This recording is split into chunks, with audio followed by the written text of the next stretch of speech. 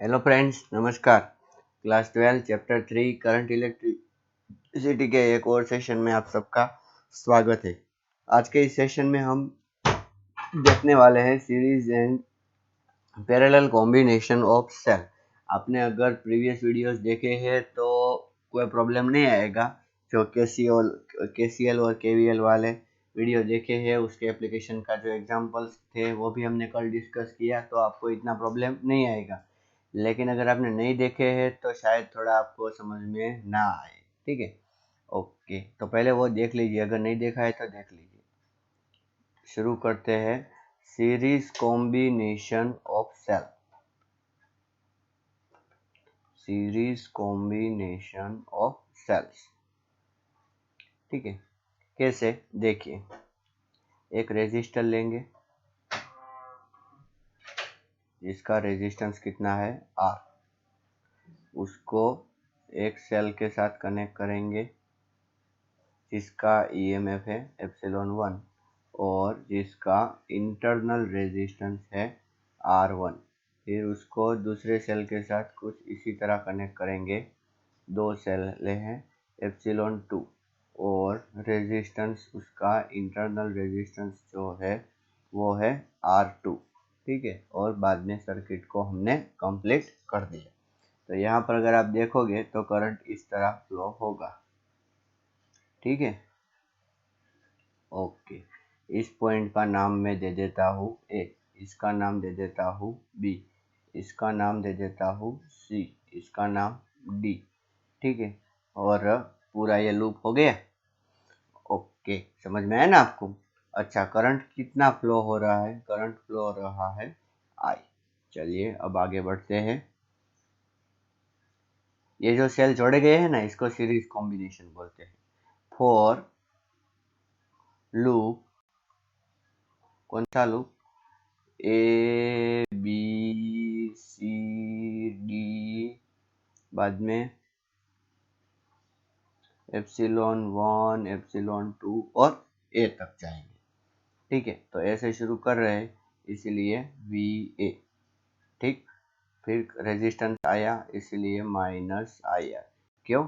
क्योंकि हम ऐसे जा रहे हैं, करंट की सेम डायरेक्शन में जा रहे हैं इसीलिए। ठीक है, फिर यहाँ से गए गए गए, कोई नहीं आया बीच में, यहाँ भी कोई नहीं आया, कोई नहीं आया, कोई नहीं आया, ये रेजिस्टेंस आ गया। सेम डायरेक्शन में जा रहे हैं इसीलिए क्या आएगा? -IR2। ठीक है, फिर आ गया सेल में पहले नेगेटिव बाद में पॉजिटिव टर्मिनल आया, इसीलिए करेंगे +ε2। ठीक है, फिर गए, फिर रेजिस्टेंस आ गया और सेम डायरेक्शन में है इसलिए -IR1। गए गए गए और फिर से एक सेल आ गया, तो उसमें भी हम क्या करेंगे? पहले नेगेटिव बाद में पॉजिटिव, बाद में है उसको देखना है। तो +ε1 और कहाँ पहुँच गए? ए के पास, तो इज इक्वल्स टू वी। ठीक है, ओके। चलिए वी ए को कैंसिल करते हैं तो क्या मिलेगा देखते हैं। -IR -IR1 +ε2 -IR2 +ε1 is equals to 0। तो इसमें I into R plus R1 plus R2, ठीक है, उसको मैं राइट साइड लेके गया तो सारे पॉजिटिव हो जाएगी। इज इक्वल्स टू क्या मिला हमें? ε1 plus ε2। Therefore I is equal to क्या मिलेगा? I इज इक्वल्स टू मिलेगा ε1 plus ε2 divided by R plus R1 plus R2। इसको हम ऐसा लिख सकते हैं epsilon equivalent divided by R plus R equivalent. ठीक है, तो अगर आप इक्वेट करोगे उसको तो आपको एप्सिलॉन इक्विवेलेंट क्या मिलेगा? ε1 प्लस ε2 और R इक्विवेलेंट क्या मिलेगा? R1 plus R2। तो मेरे कहने का मतलब क्या है कि जब सेल को सीरीज में हम कनेक्ट करेंगे तो उसका ईएमएफ ऐड होगा और रेजिस्टेंस भी ऐड होगा सीरीज के। ठीक है, लेकिन मैं एक नोट यहाँ पर देना चाहूँगा। If we interchange terminal any cell. Okay, for example cell 2। ठीक है, इंटरचेंज कर दिया है। देखो मैं इसका इंटरचेंज करता हूँ, कहने का मतलब क्या है कि ऐसा नहीं है और ऐसा है। देखिए ऐसा, मतलब कि हमने क्या कर दिया, इंटरचेंज। ठीक है, तो क्या होगा, then also this result is true, तब भी ये रिजल्ट क्या होगा, ट्रू होगा। सिर्फ क्या चेंजेस आएगा, चेंजेस में सिर्फ इतना है कि एप्सिलॉन 2, मतलब कि एप्सिलॉन 2 था ना उसका ईएमएफ, उसको अब से हम लिखेंगे माइनस एप्सिलॉन 2। ठीक है, तो कहने का मतलब क्या है कि अब इक्विवेलेंट ईएमएफ कितना आएगा, अब आएगा एप्सिलॉन 1 माइनस एप्सिलॉन 2। यहाँ हमने ऐसा सपोज करके रखा है कि एप्सिलॉन 1 है वो एप्सिलॉन 2 से बड़ा है। ठीक है, और आर इक्विवेलेंट में कोई चेंज नहीं रहेगा। आर इक्विवेलेंट तो हमेशा क्या रहेगा, R1 प्लस R2। ठीक, अभी उसी तरह अगर हम किसी एन सेल्स को कनेक्ट करते हैं, कितने सेल्स को, 4n cells in series, 4n cells in series, तो क्या आएगा, epsilon equivalent is equals to epsilon 1 plus epsilon 2 up to epsilon n। ठीक है, और R equivalent is equals to क्या आएगा, R is equivalent is equals to होगा R1 plus R2 up to Rn। समझ में आया आपको। और अगर कोई सेल अपने टर्मिनल इंटरचेंज करता है तो उसकी जगह माइनस करेंगे। आइए इसके ऊपर एक एग्जांपल सॉल्व करते हैं। ठीक है, मैं आपको क्वेश्चन ऐसा पूछता हूँ, 5 सेल्स, कितने, 5 sales of EMF 2 volt each connected in series,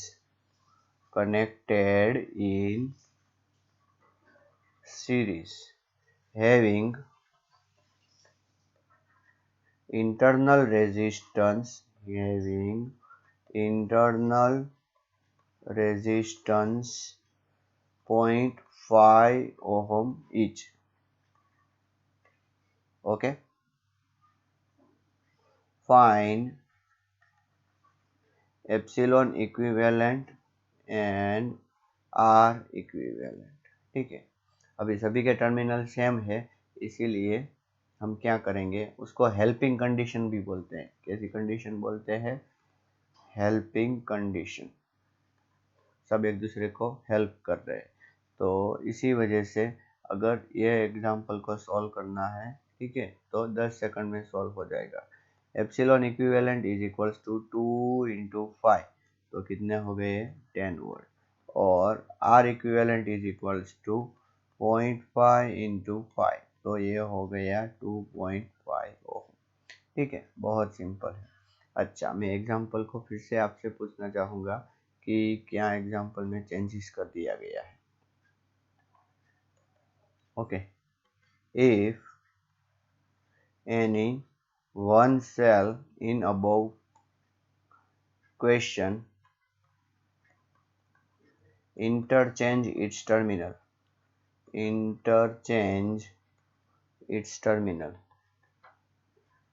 ठीक है, किसी एक ने अपने इंटरचेंज जो टर्मिनल है वो इंटरचेंज कर ली। ठीक है, अब क्या एप्सिलॉन इक्विवेलेंट आएगा और आर इक्विवेलेंट आएगा। अब ध्यान से सॉल्व करना। ठीक है, पहले आप सॉल्व कीजिए, आंसर में क्या होगा, आंसर में, ठीक है, पहले आप सॉल्व कर रहे होंगे शायद, तो दिमाग दौड़ाइए अपना। आंसर में देखिए, epsilon equivalent is equals to 2 plus 2 plus 2 plus 2, ये चारों तो सेम थे और एक माइनस था, इसलिए क्या आंसर मिला, देखिए प्लस 2 माइनस 2 कैंसिल हो गया, तो 2 plus 2 plus 2 is equal to 6 volt. ठीक है, अगर आप ऐसा सोच रहे हैं कि 8 वोल्ट मिलेगा तो गलत है, आंसर मिलेगा 6 वोल्ट। और आर इक्विवेलेंट में तो हमें क्या करना है, 0.5 plus 0.5 plus 0.5 plus 0.5 plus 0.5, is equals to 2.5 volt. ठीक है, इसमें कोई चेंज, सॉरी 2.5 वोल्ट नहीं, सॉरी 2.5 ओहम। ठीक है, इसमें कोई चेंजेस नहीं है। ठीक है, एक एग्जांपल मैं आपको ऐसा देता हूँ कि फॉर एग्जांपल ऐसे एक सेल है और सॉरी एक ऐसा सेल है। ठीक है, इस सेल का ईएमएफ है 5 वोल्ट और इसका है 7 वोल्ट। इसका इंटरनल रेजिस्टेंस, ये जो है ये इंटरनल रेजिस्टेंस है, ये भी इंटरनल रेजिस्टेंस है। इसका इंटरनल रेजिस्टेंस है 2 ओहम और इसका है 1.5 ओहम। तो इसको इक्विवेलेंट सेल अगर हमें ड्रॉ करना है तो किस तरह ड्रॉ करें? देखिए, ये दोनों एक दूसरे के अपोज में है, तो 7 minus 5 is equals to 2 volt होगा। तो 2 वोल्ट कैसे ड्रॉ करें? तो बच्चों, इसमें से बड़ा कौन है? ये बड़ा है, तो इसका साइन आएगा ऐसा। ठीक है, 2 वोल्ट। और इंटरनल रेजिस्टेंस जब हमें लिखना है तो इंटरनल रेजिस्टेंस कैसा लिखेंगे? तो 2 प्लस 1.5 इज इक्वल्स टू 3.5 ओम। ठीक है, तो सीरीज पैरेलल कनेक्शन मतलब कि सीरीज कनेक्शन आपको समझ में आ गया। अब बात करते हैं पैरेलल कनेक्शन की। ठीक है, किसकी बात करेंगे? Parallel connection, parallel connection of cells, parallel connection of cells, parallel connections of cell. ठीक है, तो मैं यहाँ पे सर्किट डायग्राम ड्रॉ कर रहा हूँ, इसको अच्छी तरीके से देखिए। ये है रेजिस्टेंस R। ठीक है, और यहाँ पर ये पहला सेल और ये दूसरा सेल। ठीक है, ये है पहला सेल का ईएमएफ एप्सिलॉन 1, दूसरे सेल का ईएमएफ एप्सिलॉन 2। पहले सेल का इंटरनल रेजिस्टेंस R1 और दूसरे सेल का इंटरनल रेजिस्टेंस R2। उन दोनों को पैरेलल में एक साथ कनेक्ट कर दिया गया है। कैसे कनेक्ट कर दिया गया है बच्चों? पैरेलल में, दिख रहा है ना आपको? अच्छा, और उस कॉम्बिनेशन को किसके साथ कनेक्ट कर दिया गया है? रेजिस्टेंस के साथ। ठीक है, अच्छा, ओके, जैसे है। तो सोचिए कि यहाँ से करंट जा रहा है जो कितना है? I। ठीक है, तो ये करंट भी कितना होगा? I ही होगा, और ये करंट भी कितना होगा? I। सोचिए कि यहाँ डिवीजन हो रहा है, तो ऊपर करंट आएगा I1 और नीचे करंट आएगा I2। ठीक है, या I माइनस I1 ऐसा भी बोल सकते हैं, लेकिन मैं यहाँ पे I1 नहीं, मतलब कि I1 I2 बोलना चाहूँगा। यहाँ से भी I1 पास होगा और यहाँ से भी I2 और फिर से यहाँ से I। ठीक है, समझ में आया आपको? वरना समझ में नहीं आया तो बैक करके एक बार देख लीजिए। ओके, अभी अकॉर्डिंग टू KCL, बच्चों एक बात मैं आपको बोलूं, जहाँ भी जंक्शन होता है वहाँ हम KCL का यूज करते हैं, और जहाँ जंक्शन नहीं होता वहाँ हम KCL का यूज नहीं करते। हमने जो ऊपर जो किया था,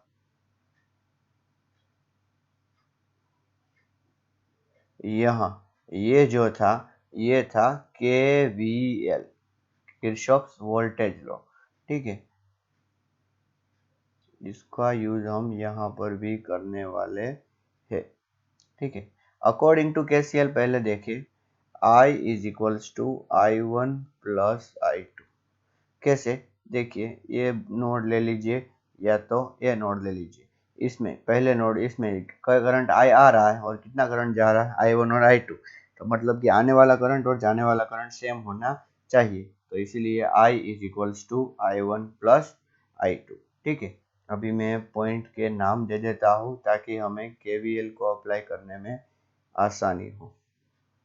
इस पॉइंट का नाम देता हूँ A, इसका नाम देता हूँ B, इसका नाम देता हूँ C, इसका D, इसका E, इसका F, ये पॉइंट है ना, इसका मैंने F दिया, इसका G और इसका H।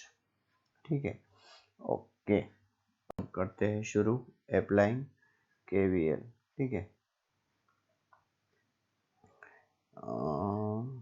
Just a minute. देखिए हमें I1 और I2 की वैल्यू निकालनी है KVL को अप्लाई करके, ठीक है। इन लूप कौन सा लूप, देखिए A B C D E F, ठीक है, पता चल रहा है ना आपको, G से लेके A, समझ में है। और वो बीच में सेल आ रहा है लेकिन यहाँ पर स्पेस नहीं है इसलिए मैंने नहीं लिखा। ओके शुरू करें। तो पहले क्या लिखेंगे, वी ए से फिर गए बी की ओर, बीच में वायर ही है, कुछ नहीं है। बी से सी की ओर भी वायर ही है। सी से बीच में ये रेजिस्टेंस आता है, तो सेम डायरेक्शन में जा रहे हैं हम। सी से डी की ओर जा रहे हैं, समझ में आ रहा है ना आपको, हम ऐसे जा रहे हैं तो सी से डी की ओर जा रहे हैं और करंट भी सेम डायरेक्शन में चल रहा है, इसीलिए यहाँ पर करेंगे -IR, ठीक। फिर डी से ई के बीच में कोई नहीं, ई से एफ के बीच में कोई नहीं। अभी एफ से ऊपर की ओर जाएंगे और रेजिस्टेंस आ गया, सेम ही डायरेक्शन है, इसीलिए हम क्या करेंगे, -I1R1, ठीक। ओके फिर सेल आ गया, तो सेल का सेकंड टर्मिनल कैसा है, पॉजिटिव, ठीक है। तो आएगा ε1, ठीक है, ε1 आएगा और उसके बाद में ए आ गया, इसीलिए is equals to V A करेंगे। तो यहाँ पर देखिए वी ए कट हो गया, तो क्या आएगा, IR plus I1R1 is equals to ε1, समझ में आया। Okay therefore I1 is equals to क्या आएगा, ε1 minus IR upon I1 sorry R1, ठीक है। अभी बच्चों ये हमने डिराइव किया ना, इसको इक्वेशन नंबर 1 देते हैं। अब मैं ऐसा लिख सकता हूँ, सिमिलरली इन लूप, कौन सा लूप, देखिए A B C D E F H A, ठीक है। क्या मिल सकता है हमें, I2 is equals to ε2 minus IR upon R2। आप खुद से ट्राई कीजिए, आपको बेशक मिल जाएगा। ये इक्वेशन नंबर 2 है, ठीक है। चलो, putting value of 1 and 2 in first equation. First equation मतलब कि ये, इसको मैं नाम दे देता हूँ फर्स्ट इक्वेशन, ठीक। तो क्या मिलता है, उसमें क्या है, I is equals to I1 is equals to क्या मिला, ε1 minus IR upon R1 plus ε2 minus IR upon R2, ठीक। ओके तो यहाँ पर मैं लिख रहा हूँ I is equals to ε1 upon R1 minus I into R upon R1 plus ε2 upon R2 minus I into R upon R2। क्या लिख सकते हैं हमेशा, क्यों नहीं लिख सकते, लिख ही सकते हैं ना। तो I plus I R upon R1 plus I into R upon R2 is equals to ε1 upon R1 plus ε2 upon R2। समझ में आया, इजीली समझ में आ जाएगा। अभी देखिए यहाँ से हम I को कॉमन निकालें तो क्या मिलेगा, 1 plus R upon R1 divided by plus R upon R2 is equals to ε1 upon R1 plus ε2 upon R2। समझ में आया। अच्छा अभी I इज इक्वल टू मैं क्या लिख रहा हूँ, देखिए अच्छी तरीके से, ε1 R2 plus ε2 R1 divided bye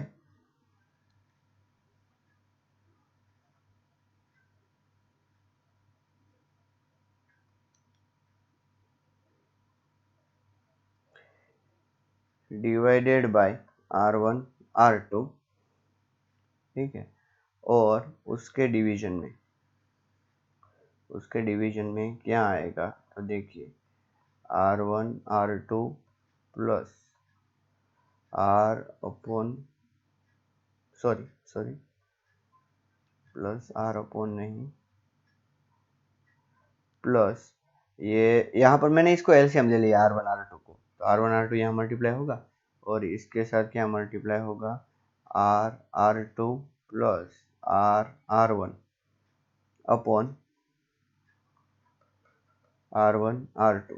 तो R1 R2 कैंसिल हो गया, तो हम यहाँ पर क्या लिख सकते हैं, epsilon 1 R2 plus epsilon 2 R1 divided by R1 R2 plus R into R1 plus R2। समझ में आया? अच्छा, divide numerator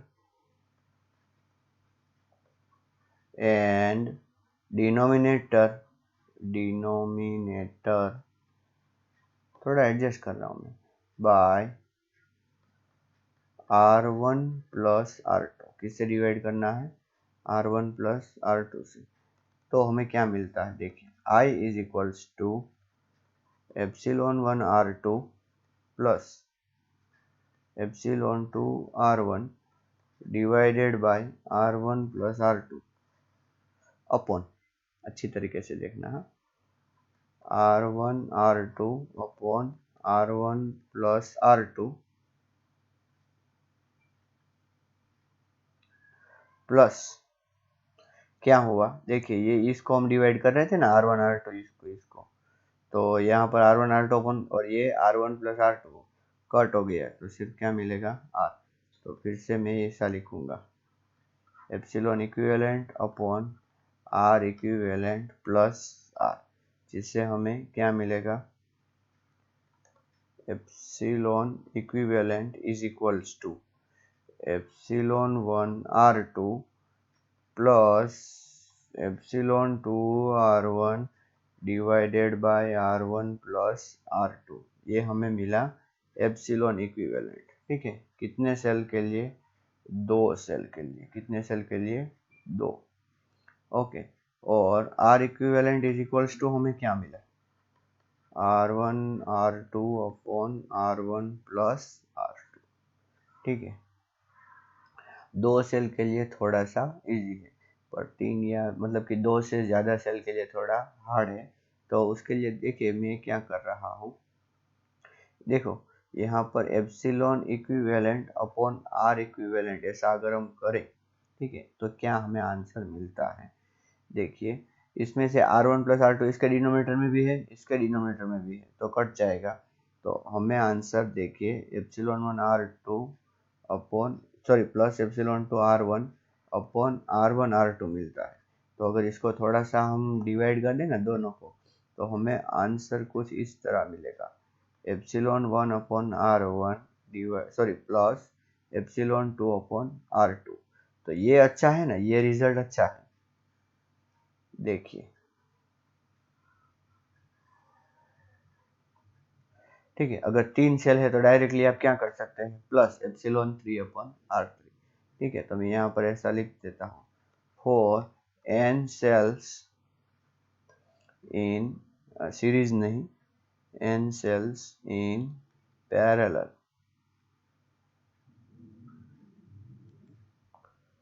for n cells in parallel क्या लिख सकते हैं हम,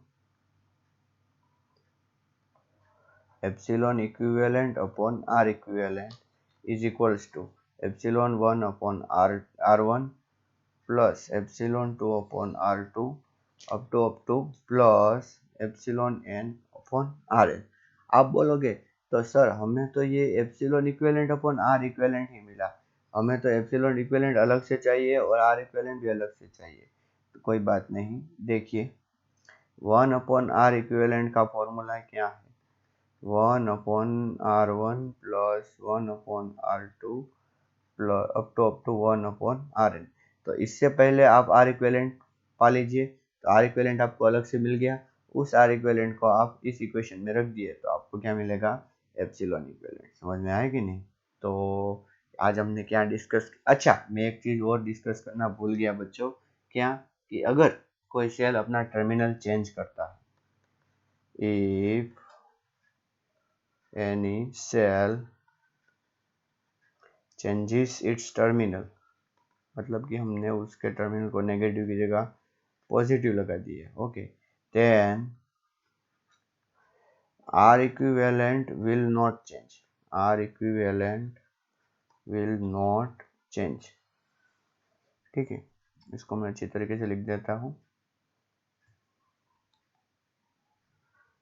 R equivalent will not change. ठीक है, only change is एप्सिलॉन, मतलब कि जो चेंज हुआ है उसकी जगह पर हमें क्या लगाना होगा, माइनस एप्सिलॉन लगाना होगा।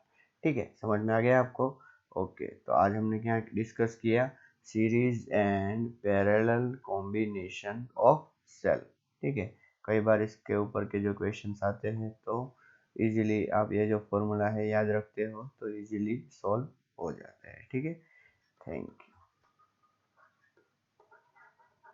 एंड नमस्कार।